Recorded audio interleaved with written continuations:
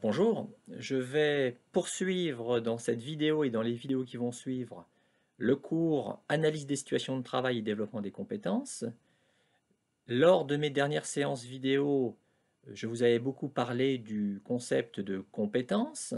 J'avais fait un premier exposé théorique intitulé La compétence voyage au travers d'un concept polysémique et nous avions ensemble travaillé sur deux textes, un texte de Jacques Leplat, ergonome, et un texte de Pierre Pastré, le fondateur de la didactique professionnelle.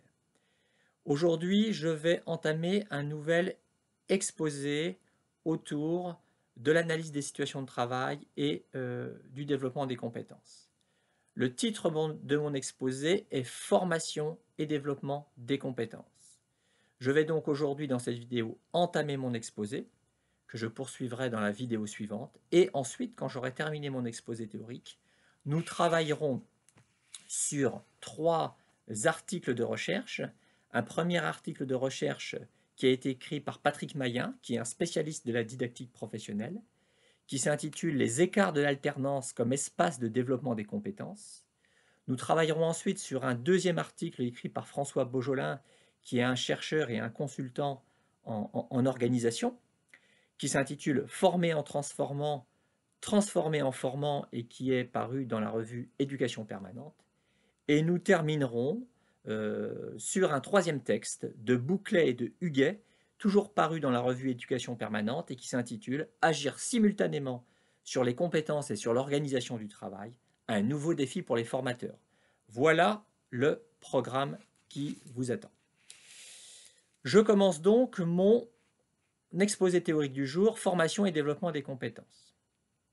Je partirai d'un constat.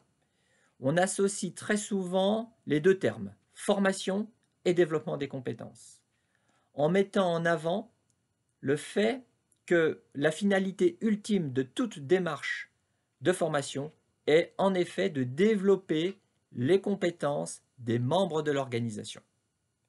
On fait donc explicitement de la formation une des modalités de développement des compétences professionnelles, voire on fait de la formation le levier d'action principal pour développer les compétences du personnel. Et en général, dans les organisations, dans les entreprises, dans les administrations, dès qu'on pense développement des compétences, on a ce réflexe, on pense formation, la formation étant une réponse à un projet de développement des compétences. Mais ce que je voulais vous dire aujourd'hui dans cette vidéo, c'est qu'il existe d'autres leviers d'action. Il n'y a pas que la formation qui permet de développer les compétences des membres de l'organisation. Et je voulais passer en revue ces autres leviers d'action. Je vais tout d'abord dresser la liste de ces autres leviers d'action en sachant qu'il y en a très certainement d'autres. Moi, j'ai pensé aux leviers d'action suivants. L'organisation du travail, je vais y revenir. Les situations de travail, la stratégie de l'organisation, la politique de gestion prévisionnelle des emplois et des compétences, les modes et les styles de management, les outils, les dispositifs et les procédures d'évaluation du personnel, la culture de l'organisation. Voilà, à mon sens, quelques paramètres clés, quelques variables clés qui peuvent tout à fait constituer des leviers d'action en vue de développer les compétences des membres de l'organisation. Je vais donc dire un petit mot sur chacun de ces leviers d'action. Commençons tout d'abord par l'organisation du travail. L'organisation du travail, elle peut effectivement stimuler, encourager le développement des compétences des salariés, et ceci est plus particulièrement vrai quand l'organisation du travail, elle va inciter les salariés à développer en permanence de nouvelles compétences. On parlera alors d'organisation du travail qualifiante, voire parfois d'organisation du travail apprenante, pour souligner le fait que l'organisation du travail, elle peut véritablement susciter une dynamique d'apprentissage. Donc retenez cette idée, il y a un lien entre l'état de l'organisation du travail à un instant T et le processus de développement des compétences. Les situations de travail. Les situations de travail concrètes, les situations de travail peuvent elles-mêmes encourager le développement des compétences des opérateurs. Cela va dépendre beaucoup, évidemment, de l'organisation du travail. Quand les salariés, par exemple, sont amenés à traiter en permanence ce que Philippe Zarifian appelle des événements. Des événements, ce sont des choses qui se produisent dans l'organisation et qui n'ont pas été prévues. Les événements sont par nature imprévus, nous dit Zarifian. Eh bien, quand les salariés sont amenés comme ça à gérer quotidiennement, en permanence ou souvent des événements, c'est potentiellement une source d'apprentissage et ils peuvent alors potentiellement développer leurs compétences pour peu évidemment qu'on les accompagne. On peut tout à fait parler dans ce registre-là de situations de travail qualifiantes ou de situations de travail apprenantes, de même que l'on peut parler d'organisation du travail qualifiante ou apprenante. La stratégie de l'organisation constitue un autre levier d'action à ne pas négliger.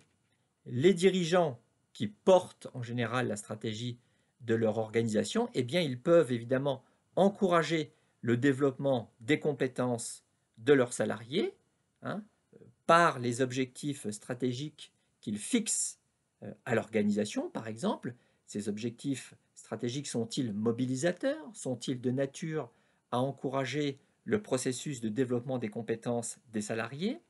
Ce qui peut compter également dans le déploiement de la stratégie de l'organisation, c'est l'attention que les dirigeants accordent aux salariés, le fait par exemple de leur donner ou pas des marges de manœuvre, le fait de leur fixer un certain nombre d'objectifs, voilà autant d'éléments qui peuvent contribuer au développement des compétences des salariés. Quatrième élément, la gestion prévisionnelle des emplois et des compétences. Il est bien évident qu'une politique ambitieuse sur le plan de la GPEC peut être un stimulant puissant pour le développement des compétences. Ici, ce qui est important, ce ne sont pas tellement les discours, ce n'est pas tellement la conception de la gestion prévisionnelle des emplois et des compétences. Ce qui compte, c'est la mise en œuvre de cette politique de GPEC au-delà des discours et sa traduction au niveau des pratiques RH. Comment la politique de GPEC peut-elle impacter la gestion des carrières? Comment peut-elle impacter la gestion des trajectoires individuelles? Comment peut-elle impacter la gestion des emplois?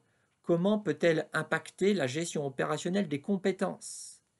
Voilà, à partir du moment où cette politique des GPEC, elle se traduit par un certain nombre de retombées sur toutes ces dimensions-là, sur toutes ces pratiques RH, elle peut être de nature à favoriser le développement des compétences des salariés. Les modes et les styles de management, cinquième élément, ont également leur importance en la matière. L'encadrement intermédiaire joue notamment un rôle clé vis-à-vis des salariés de premier niveau. L'attitude et le comportement au quotidien des cadres, des encadrants, peut, selon les cas, soit encourager, soit freiner le processus de développement des compétences des opérateurs. Tout dépend du style de management. On peut, alors j'y vais vraiment à la louche, opposer un management autoritaire à un management participatif. Le management autoritaire ou directif n'est a priori pas une source, n'est pas un levier en termes de développement des compétences, alors que le management participatif, lui, est plus à même d'encourager le développement des compétences des opérateurs parce qu'on va laisser plus de marge de manœuvre aux salariés. Leur rayon d'action est plus large. Sixième élément, les dispositifs, les outils et les procédures d'évaluation du personnel. Voilà quelque chose d'important. Eh bien, les dispositifs, outils et procédures d'évaluation du personnel peuvent jouer également un rôle majeur dans le développement des compétences professionnelles. Les membres de l'organisation ne sont en général incités à développer leurs compétences que si l'organisation reconnaît ces compétences. Il faut donc que ces compétences, elles soient prises en compte dans les outils, dans les dispositifs existants. D'où l'importance effectivement de ces dispositifs, outils d'évaluation du personnel, qui constituent autant d'incitations au développement des compétences. Septième levier d'action potentielle, la culture de l'organisation, même si là on a affaire à quelque chose de très impalpable. Je définis toujours la culture de la manière suivante. Je dirais que la culture, c'est un ensemble de croyances, de normes, de valeurs qui sont partagées par les membres de l'organisation et qui vont impacter les représentations et les comportements. Donc la culture de l'organisation, elle peut, elle aussi, être un véritable levier d'action. Ainsi, par exemple, une culture qui va être tournée vers l'innovation va avoir tendance à encourager le développement des compétences des salariés, contrairement à une culture que je vais qualifier de conservatrice, qui va être fondée sur le statu quo. Et cette culture conservatrice, au mieux, elle va être tournée vers le maintien et l'entretien des compétences existantes. Voilà pour ces 7 éléments. Alors, aujourd'hui, je ne vais pas travailler sur ces différents éléments. Moi, ce qui m'intéresse, ça va être de travailler sur les liens entre formation et développement des compétences. Et nous allons nous focaliser sur donc les liens entre formation et développement des compétences. Et la question que je vais poser est la suivante. Quelles sont les conditions à réunir pour qu'une démarche de formation se traduise dans les faits, par le développement des compétences des salariés? C'est une question qui n'est pas une question théorique, c'est une question qui est éminemment pratique, éminemment opérationnelle, mais on peut la traiter aussi à partir d'un certain nombre de travaux de recherche. Je poursuivrai ma réflexion et j'essaierai de répondre à cette question dans la prochaine vidéo. Au revoir.